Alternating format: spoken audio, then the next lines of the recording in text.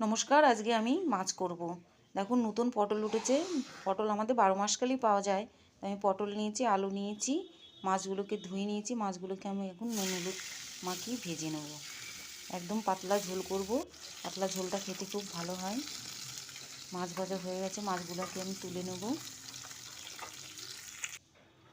এবার রাঁধুনি ফোড়ন দিয়ে দিলাম। রাঁধুনি ফোড়ন দিলে এই মাছের ঝোলটা খেতে খুব ভালো স্বাদ হয়। এবার পটল আলু একসঙ্গে আমি ভালো করে কষিয়ে নেব নুন হলুদ দিয়ে।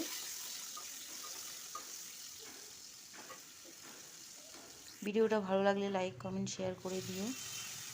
ধনে জিরে আদা একসঙ্গে বাটা, কাঁচা লঙ্কা দিয়ে কষিয়ে নেব, টমেটো পেস্ট। এবার জল দিয়ে দেব।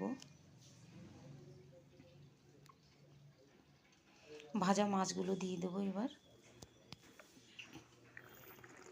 মাছের ঝোল হয়ে গেছে বন্ধুরা, এবার নামিয়ে নেব। Like comment share